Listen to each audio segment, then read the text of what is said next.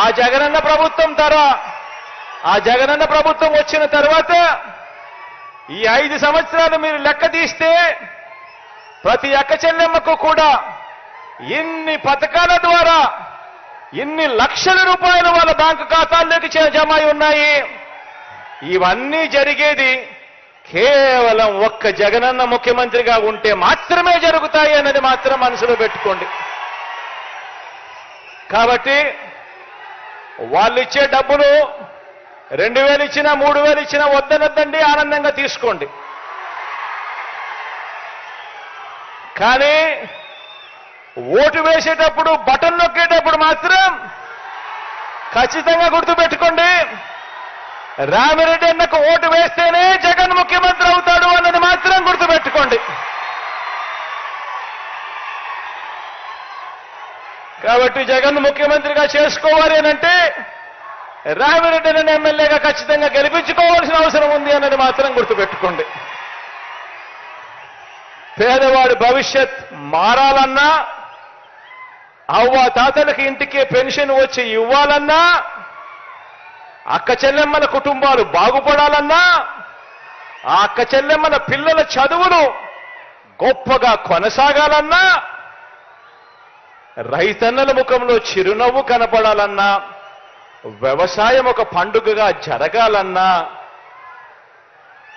ఏమి జరగాలన్నా కూడా ఇలా బటన్ నొక్కడం, నేరుగా అక్క చెల్లెమ్మల కుటుంబాల ఖాతాల్లోకి డబ్బులు రావడం, ఇవన్నీ జరగాలన్నా ఒక వాలంటీర్ పొద్దున్నే చిక్కటి చిరునవ్వులతో మీ ఇంటికే వచ్చి బాగున్నావా అవ్వా అని చెప్పి ఒక మనవరాలిగా ఒక మనవడిగా పెన్షన్ డబ్బులు మీ చేతిలో పెట్టాలన్నా, ఇవన్నీ కూడా కేవలం ఒక్క మీ బిడ్డ ముఖ్యమంత్రి స్థానంలో కూర్చుంటే మాత్రమే జరుగుతాయన్నది మాత్రం మర్చిపోవద్దండి.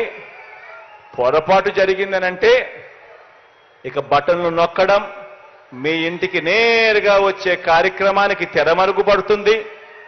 మళ్ళీ గ్రామాలలో జన్మభూమి కమిటీలు వస్తాయి. మళ్ళీ ఎక్కడ పడితే అక్కడ లంచాలు, వివక్ష అనేది మళ్ళీ ఎక్కడ పడితే అక్కడ వస్తాయి. పేదల బ్రతుకులు, పేద పిల్లల చదువులు అన్నీ కూడా ఆవిరైపోతాయి, అంధకారమయమైపోతాయి.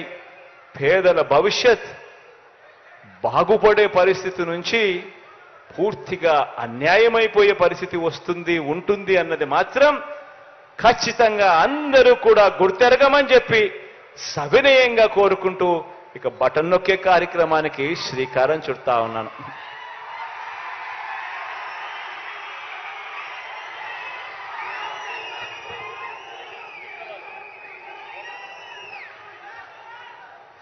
ఎంత అన్యాయస్తులో వీళ్ళనంటే, ఇదే బనగానపల్లిలో మనం 3200 మందికి మనం ఇళ్ల స్థలాలు ఇస్తే, ఇదే తెలుగుదేశం పార్టీకి సంబంధించిన ఇదే జనార్దన్ రెడ్డి అనే వ్యక్తి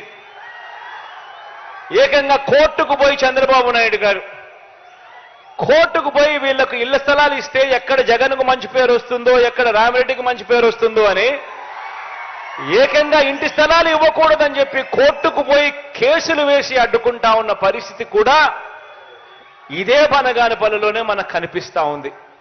ఇక ఆలోచన చేయండి, పేదలకు ఇల్లులు ఇస్తా ఉంటే, అక్క చెల్లెమ్మల పేరిట ఇళ్ల పట్టాలు ఇస్తా ఉంటేనే ఇంత యుద్ధం చేయాల్సి వస్తా ఉంది అని అంటే, అక్క చెల్లెమ్మలకు ఇళ్ల పట్టాలు ఇవ్వాలన్నా యుద్ధం చేయాలి, గవర్నమెంట్ బడులలో నాడు నేడు చేయాలన్నా యుద్ధం చేయాలి, గవర్నమెంట్ బడులలో ఇంగ్లీష్ మీడియం తేవాలన్నా యుద్ధం చేయాలి, గవర్నమెంట్ బడులలో పిల్లలకు గొప్ప చదువులు చదివించాలన్నా యుద్ధం చేయాలి అని అంటే ఎటువంటి రాక్షసులతో మనం యుద్ధం చేస్తా ఉన్నామన్నది అందరూ కూడా గుర్తెరగమని కోరుకుంటూ, ఈ కోర్టు కేసు కూడా దేవుడి దయతో రేపో మాపో జడ్జిమెంట్లు కూడా వచ్చే కార్యక్రమం కూడా జరుగుతుంది. హియరింగ్ అంతా అయిపోయింది కాబట్టి రేపో మాపో ఎప్పుడో ఓ వారం రోజుల్లోపే దేవుడి దయతో మంచి శుభవార్త కూడా ఈ 3200 కుటుంబాలకు కూడా వస్తుంది అని కూడా ఈ సందర్భంగా సగర్వంగా సవినయంగా తెలియజేస్తా ఉన్నాను.